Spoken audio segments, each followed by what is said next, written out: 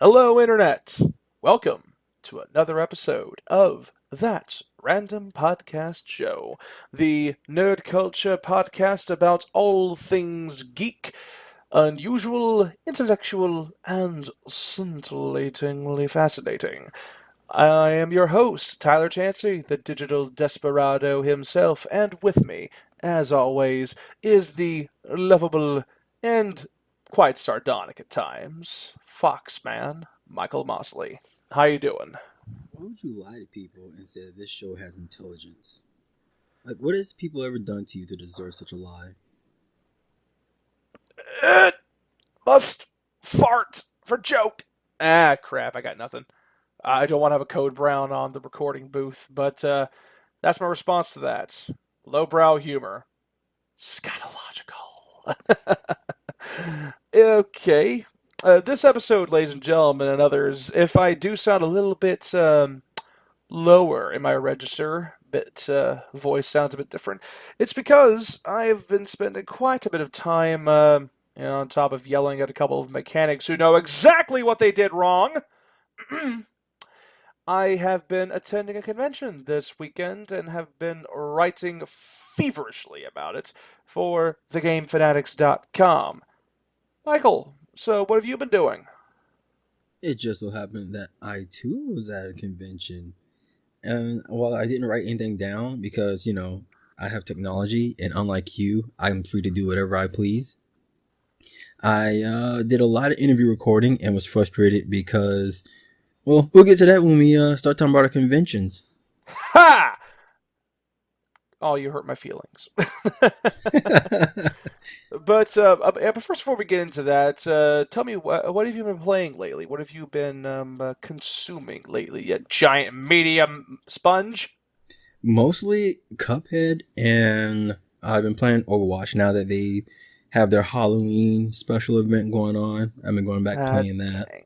Oh man, I gotta get back into that. For me, I've been playing The Evil Within 2 and a bit of Destiny 2. I can say The Evil Within 2 is at least better than the first one, so there's that. And Destiny 2 rating is still stressful, but my God, does it feel good when you clear it. I think that'll do for the banter. So, you said you've been to a convention, Michael. Please tell me, and by extension, the listeners, what it's all about. Well, I went to XPO Game Fest this year at Tulsa, Oklahoma, which is like an hour away from where I live anyway. So it's pretty much local. It was a small event.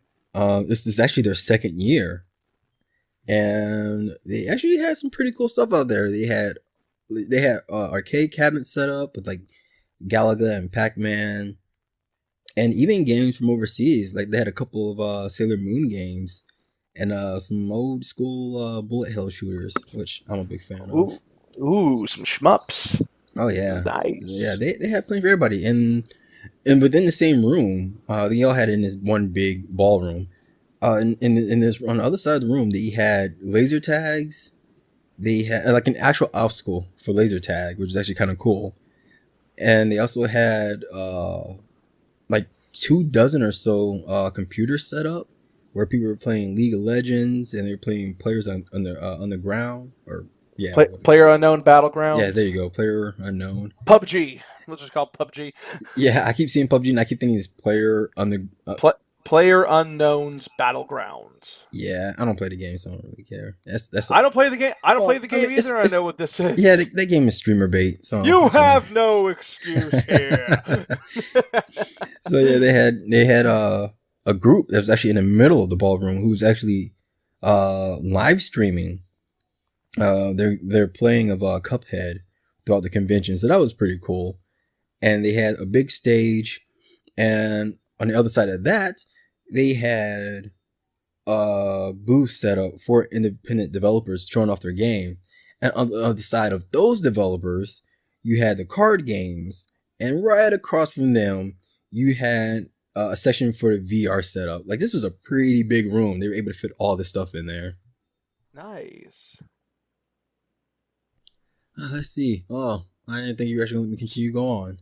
No, no, no. I'm actually quite fascinated. It's always good to hear personal experiences since you were there with your fancy cameras and your interviews and your discussions. So please tell me about certain developers you have picked the brains of and you swooned with your fancy technology, you damn transhuman weirdo with your smart cameras and your boom mics and your lighting and your recording software.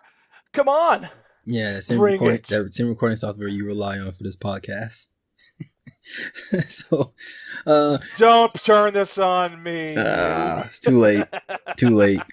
But it's funny that you actually brought up the whole fancy camera and stuff because I was getting frustrated with my camera because it kept crashing on me, both physically, both literally and figuratively speaking, and the software kept going out on me. And then oh, let's see, I got to talk with Bill Gardner. I hope I said his name right. Oh, He I think you mentioned before he worked on Bioshock. I think. Yeah, he worked on Bioshock and Bioshock Infinite, and he's independent now. He works with his wife, and they started their own studio called the Deep End Games, and they released a game back in May called Perception. Oh, oh, wait a minute. Wasn't that the first person survival horror game where you played as a blind woman? Yeah, Oh, that's a good one. yeah, and he was there at the show showing off the game on the Switch. So I did see that announcement. He's showing it off on the Nintendo Switch. Good for him. Good for them. yeah. So they actually had like they had the game up and running on the Switch and of course on the PC, and I chose to play the game on the Switch and it works. Oh my goodness! I know like with the game like survival horror, you want a big screen so you can Hmm. see, but the game works. It feels right at home on the Switch. Like it even with the limitations of the Switch, like the whole small screen, 720p or 900p output when The, you're in ver- handheld mode. the very fact that the whole thing basically runs on mobile technology. Well, I mean, it's just as powerful as the 360 and PS3. Well, at least the 360. But but yeah, it ran smoothly. The sound itself was pretty good. We had they gave you headphones, so the sound Of design is course. still good.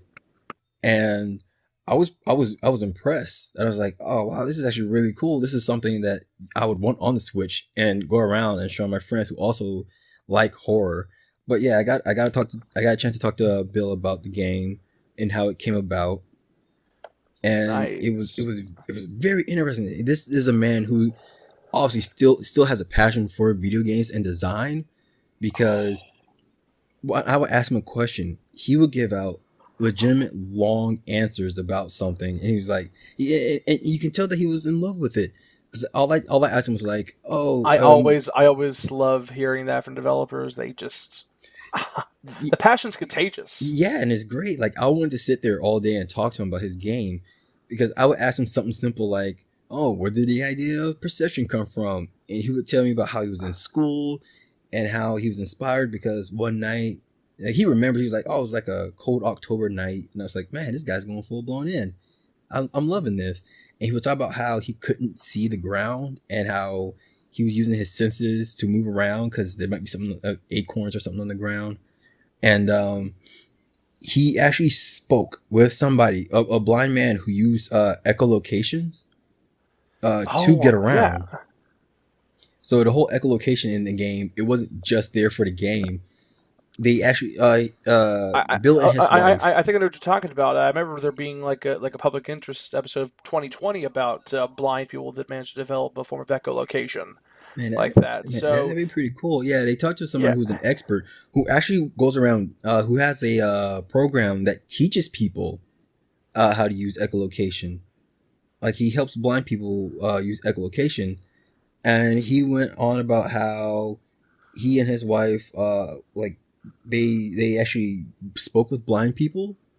They hmm actually did their research on it, and they really tucked in and made sure the game was representative of that and made a story out of it. well, yeah, and the thing was like Bill was even like, oh, I love horror games, but I don't like calling this a horror because Hmm. it's something other than that. Is borderline walking simulator, it's an atmospheric piece. It's a mood piece. Yeah, It's yeah. That's it's telling the experience of relying on something unconventional to find your way, and how that can be terrifying to somebody more familiar with traditional sights. Yeah, so they don't really call it a horror, although they do see why somebody would see it that way, and it's because of the way he was going. I called the game minimalistic, and and he agreed. He's like, that's what I was going for, and I was like, well, you definitely hit the nail on the head with the way this game is presented, and it was a lot of fun talking to Bill about his game and bringing it to the Switch and what he was aiming for. The more platforms, the more coverage and more widespread, of course, it'll be, of course. Well, the thing is, like, he wasn't going on about like spreading the game out. And because I was thinking the same thing, and I was like, "Oh, well, you're bringing it to the Switch now," and he's like, "Oh yeah, we're doing all these cool updates and changing some things." I was like, "Well, don't you think like maybe that'll make some of your older fans like mad because you're changing the game that they love if they go back and play it?" Blah blah blah. He's like, "No, that's a great question," and he went on about the changes he made and why they made them and how it affects the game and his and why he enjoys doing it. And I was like, you know what? These are the kind of developers that you want to talk to because when he was talking about his updates, he was talking about how he took feedback from people who love the game, from people who hate the game, and he implemented those changes so they would work with the new game. Like one of the big changes that he made was making sure that because when I was playing the game, I couldn't tell when I was supposed to be in danger or whatnot. And he was like, yes, one of the changes we made was now the echolocation is not just going to be blue. It would now change colors to reflect certain scenarios. And that came back from feedback from people who couldn't really figure out certain parts of the game. And I was like, well, you know, that's pretty cool that this is an update that's not only coming to Switch, but also as an update to people who already have the game. So that was a lot of fun. That's And neat. oh yeah, it really is. That was a lot of fun. And and I will have that interview up on my YouTube channel as Mhm. soon as possible. So Stay tuned, folks. yeah, so that was a lot of fun. I also got to meet a couple who was making a game that's mono bongos, it's just bonkers. So what they Mono bongos, it's mono called. bongo bonkers. Mono bongo bunkers. I like that. It's very bouncy. It's fun to say. Yeah, try saying it 3 times fast. Mono Oh bono no, he's gonna do it. bunkers. Mono bono bunkers. Mono bono bunkers. Mono bono bunkers. Okay. Okay. But I was talking to this couple about their game and how they're doing episodic games different from how Telltale's and other companies were doing it. Um, I feel bad because I forget the first half of the name of the game. It's something of the Fae. I want to say Children of the Fly, but that's not it. Um, they have plans for a 3-part episode, and the way they were doing things was the first episode. The game is pretty much a visual novel, but Okay. they have puzzle games in it. They have this tabletop esque game into it. They have this RPG element in it, and they have a couple of mini games that's part of it as well. And I was like, well, this is an interesting day S- to do episodic content, and sounds quite bonkers. it is bongo bonkers. And the way they were trying to do the game was, as the story advances and go on, the gameplay itself also changes. So that way you're not just doing the same thing over and over again. Hmm. I And have heard that recently. A lot of developers are trying to find a way to avoid the dreaded "it's repetitive" feedback, so they like to mix up the entire genres into the experience to keep yeah, things moving. yeah, and they're doing that with the story. And I didn't get a chance to play the game because their booth was pretty busy. Hmm. But the game looked interesting. The parts that I've seen was the visual novel part and part of this roll the die RPG s tabletop looking mini game. And I want to see more of this. Like I'm interested in seeing more. I wish I had more time to spend with the game, but they stayed busy. People were in That people. happen that happens a lot at Oh conventions. Like yeah, especially when they're trying to cover in some capacity. It's always that feeling of I wish I could, be in multiple places at once. Oh yeah, Like, yeah, yeah. Even though the convention was pretty small, there was enough people there to where I couldn't get to every game, so I couldn't mhm. try every game. But I'm glad I tried Perception. But now Nice. we're gonna talk about one of my favorite games that I saw at the convention was a game called Battle Cakes. It is the most adorable looking. Continue. it You is. have my attention. Oh man, trust me. As soon as I saw this game, it had my attention. It is the most adorable little RPG I ever did see. Oh, So you play as these three little cupcakes: birthday sprinkle, midnight truffle, and red velvet. And if you haven't guessed by now, the whole game runs on bakery puns. It is wonderful. we apologize in advance Oh if no, this no, makes no. anybody hungry. Oh no, We're not. there's no No, we're not. apologies. No, no, we're not. No Sorry, not apologies. sorry. I'm not apologizing. But yes, you play these three cupcakes who are going around this sugary little island of theirs, or this world of theirs, and there's this mystery you're trying to solve, and there's two ways you can go about it. You can either go about it and kick the butts of every enemy that comes your way, or you can befriend them. And when I was talking to developers about this game, I was like, okay, well, which by the way is a 3-man team. So take that as you will. And the game still looks fun. I asked them about like, okay, let's get this out of the way. Everybody's going to say Undertale. And oh man, the faces of one of the developers like, yep, saw it coming. Here we go. So when I asked them about that, they were like, "Yeah, unfortunately, we started work on this game. Well, like the conception, the idea of this game came before Undertale's, and in fact, that it is so far back that it started off as a web comic. And I guess the web comic didn't go the way they were hoping for, so the web comic ended up getting scrapped, and they retooled it to become a game. And Undertale came along, so now they know that yeah, whenever somebody sees this game, they're gonna think Undertale. Some of the wind has been taken out of their sails now. Well, you would think so, but no, they're taking it with endearment. They're like, well, the way we handle befriending and kicking the butts of enemy works different from Undertale because instead of like a mini game, the befriending mechanic works just like any other action RPG mechanic. You can use items and you use skills, and as you use them and more successful with them, they actually level up. So the way they're doing it was different, and I was like, okay, you know what? That's actually kind of cool. Now let's. That does sound pretty good. Oh yeah, yeah. Like it's actually part of the core mechanic, and of course I had to ask him. There was a candy corn enemy in the game Oh dear. because if there is, I'm destroying that candy corn. But there is a candy. Watch it be minions like they just get swarm like they're swarm enemies. They just come after you. That's what I was hoping for, but no, they're actually turning it into like an actual character, like a unicorn candy corn thing. Um, so unfortunately, they did not have that in their in their And demo. the current build they have. Yeah, they didn't have it, so I didn't get a chance to kick the butt of candy corn unicorns. But it's called Battle Cakes, and it is definitely the most adorable looking RPG I've ever seen, and I am now excited for that game, just like I am for Super Lucky's Tale. That game is so adorable.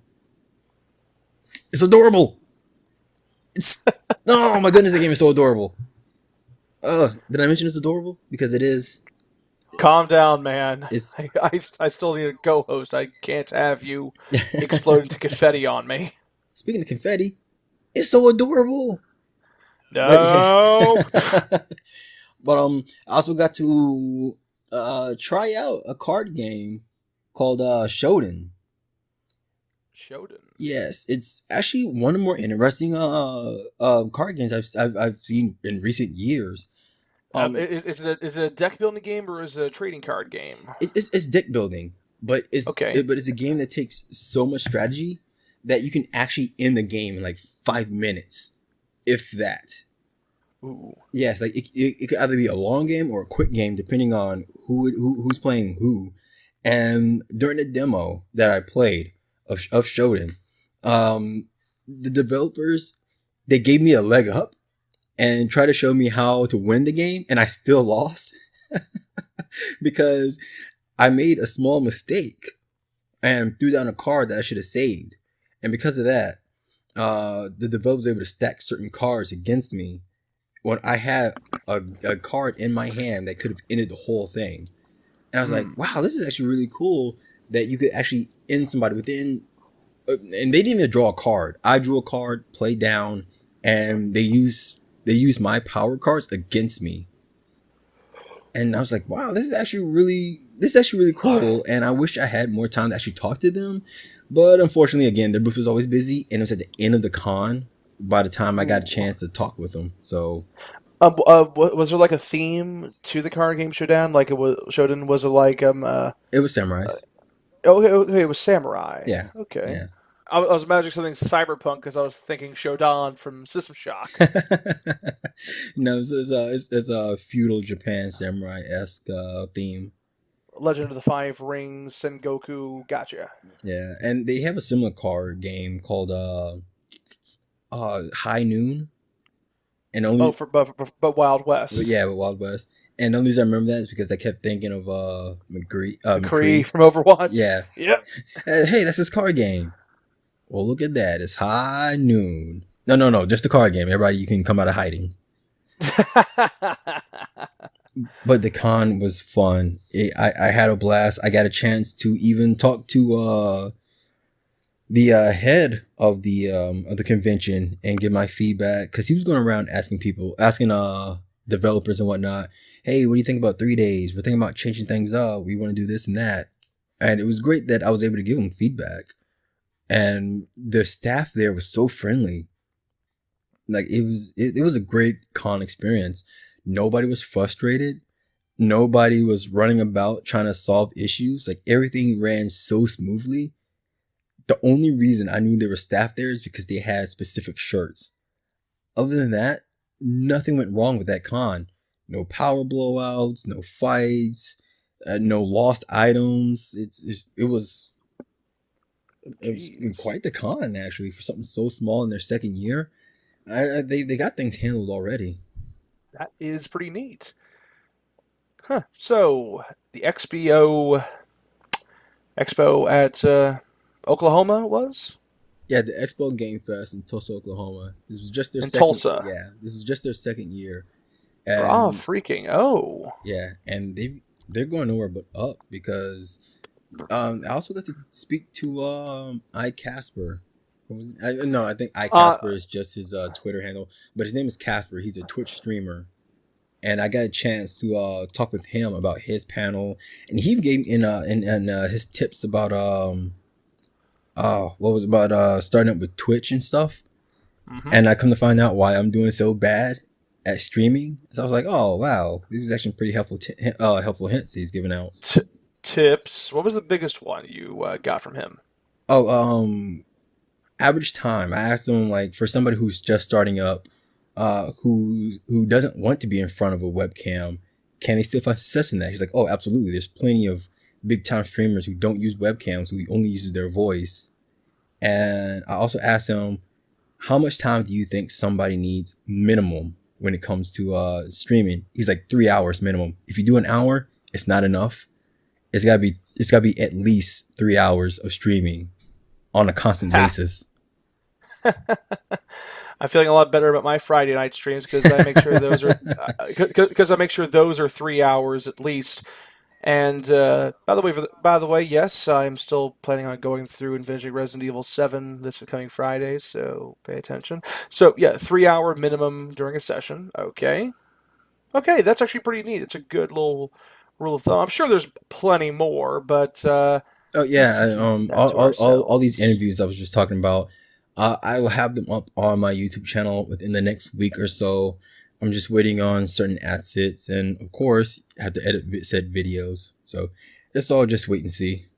Oh, you workhorse, I love you. I bet What can I say? You're a fox, and foxes are cuddly. Where are you going? this is very true. So So yeah, that what about what was yours? Fear? I actually forgot the name of it. Was it Against Fear, it, right? I'm sorry, when you said fear, I think that's the exact opposite of what I wanted to bring up. But yes, while you were at the XBO Game Fest in Tulsa, Oklahoma, I took 3 days to myself after about 3 days of chaos. That's topic for another time. I went to for 3 days the event Save Against Fear, being held basically in my backyard of Harrisburg, Pennsylvania.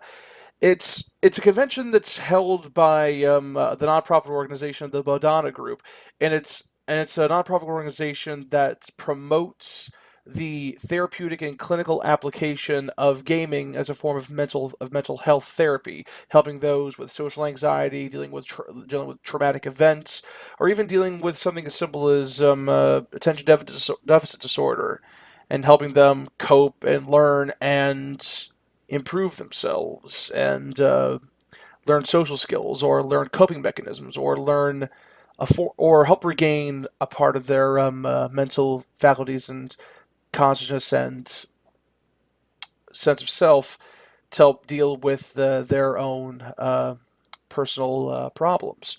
And this is actually their ninth year.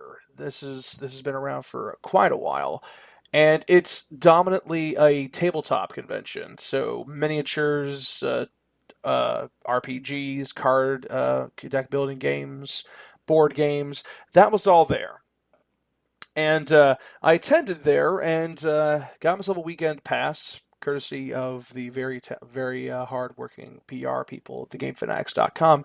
I went there and scheduled to start playing some prototypes and some working versions of games by several creative developers, and basically getting to basically experience their game with them and experience things with them, while also getting a chance to basically see what's going on in the backyard, because this has happened to me. I think Michael, if I've worked, I've been writing for about video games and criticizing video games for so long that I've gotten used to dealing with bigger name people like Bethesda, Capcom, Nintendo, a bunch of other indie developers that I still try to keep in contact with. And I find them to be very fascinating and creatively talented people, but then sometimes you kind of forget that, oh yeah, any place has the capacity for great creativity and greatness. And I got reminded of that while I was here, basically in a town in a state that's basically been a part of my life. And that was what kept surprising me as I attended this convention for a very good cause, because I came across quite a few interesting people. Like I came across some James Bear. He calls himself Bear. He actually traveled quite a while. He came all the way from California to this convention to promote and support the Bodana Group's initiative. And he was also there to actually show off a game he had kickstarted called Project Biomotus, which is basically a tabletop RPG where you create characters, and he described it as Shadowrun meets Mad Max. It's a cyberpunk dystopian future where tech goes crazy and it becomes post-apocalyptic, and you're basically the next step of humanity. You're basically bio cyborgs, and you're dealing with crazy high end stuff. And it was absolutely nuts. There was a big old dollop of Metal Gear, Deus Ex, Fallout, Mad Max, just this big mishmash of crazy. And I remember just having an absolute ball going through it and dealing with cyber zombies and giant monsters, and that was probably a highlight. If you're curious at all as to how to get the book, you can actually find the Kickstarter page, Project Biomodus, Biomodus. You check that out. And that was a minor thing. I also came across a very interesting social RPG called The Fifth World, also developed by a sort of husband and wife group, which was another RPG about the apocalypse, but it's set like 800, 600 years after humanity has collapsed, and it's a new wave of humanity that's kind of gone back to native tribalist hunter-gatherer mentality. And it's more, there was actually no dice. It involved coins and a deck of cards with four different suits. The hearts, clubs, spades, and diamonds. And it was much more collaborative than I was expecting. Like usually a tabletop game has the players and the game master. The game master tells you what happens, and the players say, "I wish to do this in this world," and you resolve it. The scenarios became more about collaborative world building, where players would articulate other matters to another player, and the conflict would be based off of a card they had. Like the conflict could be emotional or mental or spiritual in nature. And it became a lot more about understanding and parsing and kind of piecing together the intention behind a scenario more than I roll to attack the thing and I roll for damage. It was a lot more uh, creatively allowed than I expected. And it was also a perspective of design that I always find fascinating. Always doing RPGs that isn't just about killing. And it was also very very rules light. Like I said, it was just simple mechanic, coins, and cards. That was it. There was no charts, no crunch, no nothing, which was actually a running theme throughout some of the major stuff I kept popping up, kept finding. Michael, like I don't know, how familiar are you with pen and paper RPGs?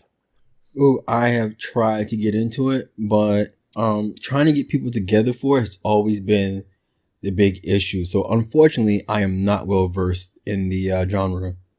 You said you tried it once, I think, with like you were able to take over a character for a while, and I have to ask, was it a bit daunting to see a character sheet that was full of charts and stats and feats and numbers you didn't fully understand? Not really. I guess because like I got used to it rather quickly. Mm-hmm. Um, I guess years of playing RPGs and looking at skill trees and stuff actually helped me. But Mm-hmm. I do feel like sometimes it can be calmed down and I guess streamlined a little bit. Mm-hmm. But it wasn't too difficult for me. I got it within a few minutes.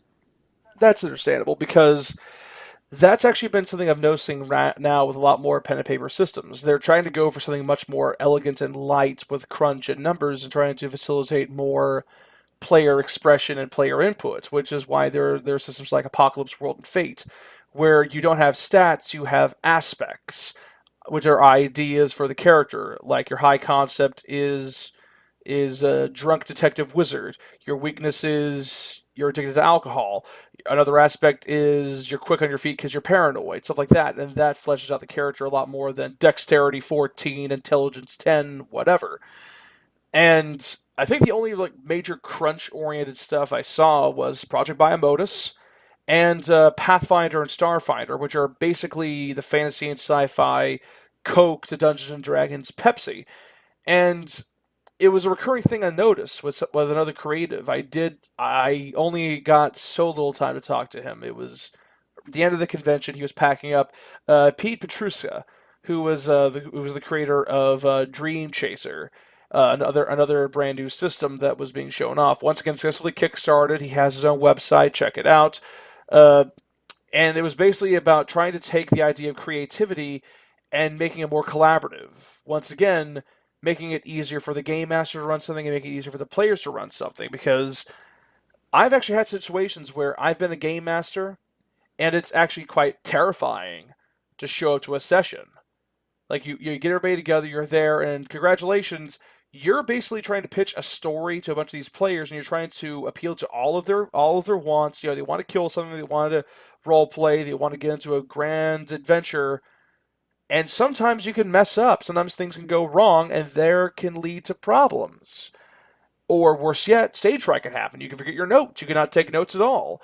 And he was talking about how he was trying to make a system that would be easy for players who have almost no experience with gaming at all, not even video games, and bring them into the fold. Basically break down this bizarre paradigm of gatekeeping, which has happened in the community, where it's like if you don't understand all of this, you should not be playing. No, it's like no, no, no, no. Let's just change the system, and that was something I noticed as well. Going for this mechanics light, accessible design, and I appreciated that. I appreciated the appeal of it, and he was a very passionate dude, very cool guy. But probably the biggest highlight, though, had to be, beyond the shadow of a doubt, me speaking with Christopher Brown, who is the creator of the board game Welcome to Slaughterville.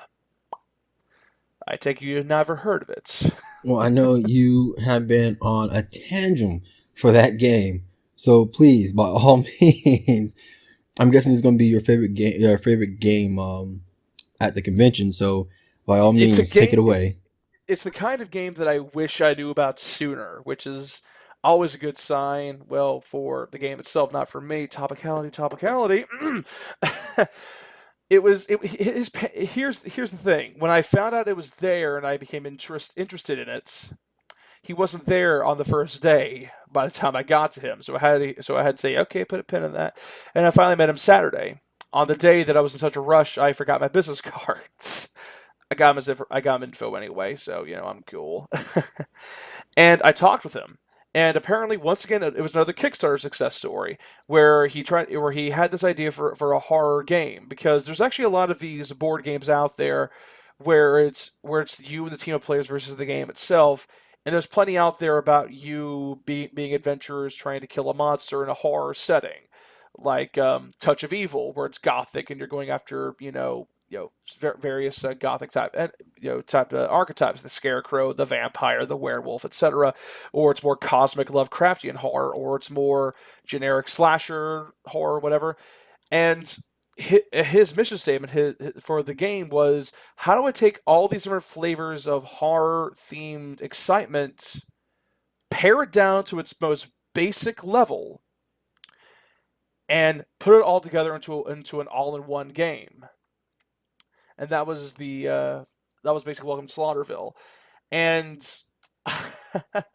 as I talked with him, he clearly loves his horror movies, he loves his horror media, and he loves games. He loves gaming. He loves to bring that joy of surviving a horror game or surviving a horror experience and triumphing over the monster at the end.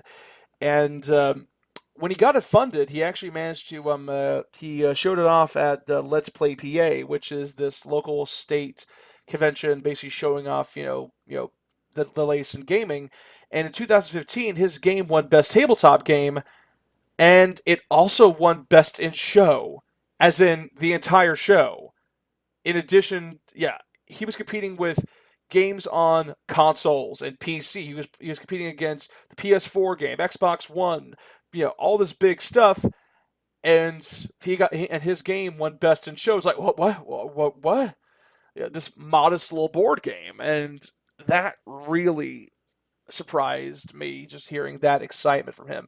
And not here's the thing: he wasn't just hawking that game, basically saying, "Hey, I won an award, buy my stuff." He was also there actively beta testing expansions to the game. So, okay, so the expansions were there being prototyped, or he just brought Um, in a bunch of expansion packs for it. there were expansion packs that were already made and were already there and were being sold and were basically finalized, like they had the artwork and everything Okay. officially published and stuff. But he also had like playtest versions of other stuff there.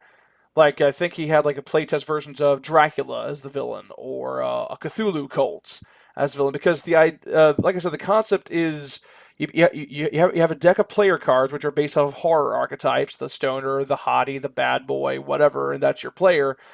And you have a bunch of locations Okay, like so the okay, seven so here's my question. Compared to games like the new Friday the 13th and Last Daylight, Last Light? Dead by Daylight. Yes, Dead by Daylight. Compared to, do you think that's like do you think that game feels like a tabletop card version of those things?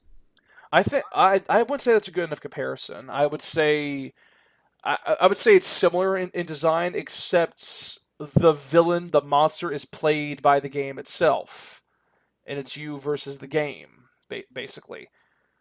See, Friday the 13th Dead by Daylight gives you the feel, allows you to play as the monster and to kill. This is much more cooperative by nature, Okay, but it so it's as if those games were more PVE then. Exactly. Like I was trying to explain it. It's basically the idea is you choose your characters once again based off of certain archetypes. You set up a bunch of locations which have their own decks that you shuffle and put down, and then you choose a villain you face. And these can be the slasher, which is basically generic slasher. Michael Myers, Jason Voorhees, whoever. A serial killer, who is kind of like you know Saw, I guess, or whatever. Or it can be just about anything. And that villain has certain win conditions, certain lose conditions, and how he operates, and how the players can beat him. And then from there, you basically take turns exploring the different locations, and you have to try to get items and allies to boost the stats of your characters, and attempt to defeat the villain. Because some of them operate differently. The serial killer operates on a timer because he's trying to kill people, and if you don't figure out who he is, quote unquote, by damaging him, which is how they contextualize the damage, he gets away and everybody loses. Or there's even a social deduction element, which is a form of board game where one of the players is actually the villain. Like there's a version of it where somebody is possessed by the spirit of Jack the Ripper, and it becomes basically a who done it, where you're trying to figure out which player can you trust, which player can you deal with, who you're willing to ally with. And there's similar ones done with zombie hordes or invasion of the body snatchers and all this different stuff. And there's once again different flavors and variations of villain that turn the very simple mechanics on their heels. And that's what got me about this game, Welcome to Slaughterville. It's simple in its most basic forms, but it's so modular. The very fact you can change something as simple as a one location per game, and it totally changes the focus. And that I think is also brilliant about it. Also, very few pieces. Like it's very easily put away. You just have wounds, clues, player pieces, and some dice. The rest are just cards and boards. It's very easy to put away, very small, very compact. And I figured out immediately why this game won the awards it did. It's a very elegant, well put together experience, and I know some friends that do like them some board games, and it is October, and it's just great to be able to say, "Hey, you want to play Welcome to Slaughterville?" Like, okay, what flavor of madness do we want to put ourselves through? Do we want to try to find a serial killer? Do we want to try to survive the slasher, or are we going to try to defeat the dream demon? Stuff like that. It And sounds like a lot, to be honest. Like, whoa, that sounds like there's a whole lot going on. there's a lot. That's what I'm trying to get at, though. The rules itself is simple. Like I actually have the instruction manual right here with me. It's 10 pages long. That's it. That's Pretty sure all for you. some people, 10 pages. Well, then again, like regular booklets in a video game is usually longer than that. But Yeah. so it covers It's everything within 10 pages. it tells everything within 10 pages. How to move. Why clues are important, and why clues are important, and how to damage the villain. Everything else is baked into how the villain plays. As long as you know the basics, you can figure out how they change that based on what you choose. And for me, that is beautiful because, like I said before, I tried playing similar games that have very similar themes to it. Where, because I've seen this structure done before, like I mentioned, Touch of Evil, which is a Gothic board game where they have different decks based on different locations. You have investigators, you have a big world, you have a big map, and but you also have a villain. You also have villain-focused minions that go after the heroes. You also have a piece about where their lair is, and you have to figure out where the lair is. You also have a bunch of elders and secret cards because the elders may be working with the villain, but they may also be going after the heroes, and you got to deal with that and inventory management and what dice rolls mean. And I'm not even kidding. Yes, again, that sounds like No, a the instruction manual for lot. The instruction manual for that though was like 50 pages, and it took me forever to get through any of it. It was a slog to set that one up. Welcome to Slaughterville took me 5-6 minutes tops, and I just pull up in the manual. I'm like, okay, okay, okay, okay, okay, we got this. Like I picked it up immediately. It was very well Okay, put together. so newcomers shouldn't have too much trouble with it, right? Oh no, no, Or is it no. something like it takes a few minutes just to get the basic rules down? Um, I had the best possible litmus test for it. I actually ran a game with my grandparents, with my grandmother. She doesn't play board games all that much. She picked it up pretty quickly, like within 2 or 3 turns. Oh, okay. Well, that's all right. Cool. Okay, so man, I'm still trying to wrap my head around like the whole concept and the rules of this game.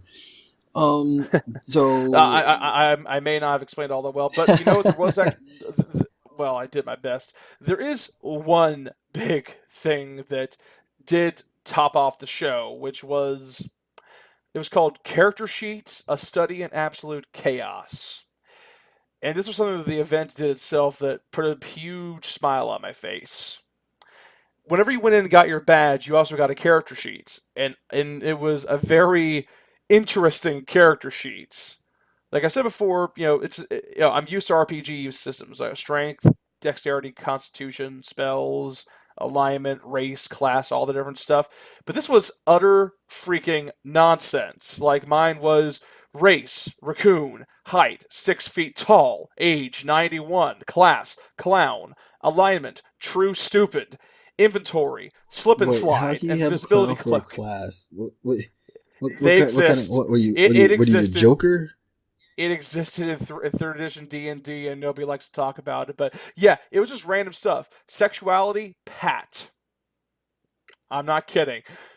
God he worships, D. None of the above. Spells, summon Segway. Like just silly, crazy nonsense. And I found out that it was done for it was done for the convention because apparently there was a spot there where everybody else also got random, crazy nonsense generated character sheets, and he had a game master there with books upon books of modules from other systems, and just said, "Okay, let's see how stupid we can get with these characters with this nonsense, and me just spitballing and just taking random stuff from all these other modules, and let's just see how this ends." Not well, but yeah. So It did not end it well. I so I how'd it go for you with your character sheet? how to go for me. I was alignment true stupid, so I kept doing idiotic nonsense. Like I think I wound up breakdance fighting against a bunch of dog soldiers, saying it's okay, I'm with the band. For absolutely no explained reason, and it ended with the nothing from a never-ending story coming after us, and if it wasn't for my ranks in Kashyyyk bikini wax, we the end of the world would have been started. And then it ended with the party all escaping on the Space Winnebago from Spaceballs. I'm gonna pretend I heard none of that. It was, by definition of its own description, a study in complete chaos. I mean, but And it does sound interactions like that do sound pretty fun. I'll give it that. It sounds like the kind of experience you don't get anywhere else. yes, that's what really got me. I mean, using twerking to distract the Shrinky Dink Dragon. I'm I done. had 18, I'm oh, okay. Wow. I had 18 ranks in twerking, and I was an idiot because I wanted to draw the killer dragon back to us. Who's coming up with this? Who who is the person who stayed up at night writing this stuff? I think I'd asked them. They said they basically just got a bunch of random word generators for the fields and just said hit. It just hit a bunch of stuff. Okay, that makes more sense. I'm okay with that now. Because if somebody really all the time, you're like, you know what? I want somebody to have like plus 13 torque dexterity. Like, what? Who thinks of that stuff? 10 ranks of breakdance fighting, 18 ranks in trolling. I'm not kidding. That was on my sheet. No Those companions. They didn't have anything. They didn't have any sheets for companions or anything. those dogs will never be the same ever again after I cast spay and neuter animals. Okay, Bob Barker. Well, Bob Barker the Destroyer. oh, all And right. they're off. Oh, but poor dogs.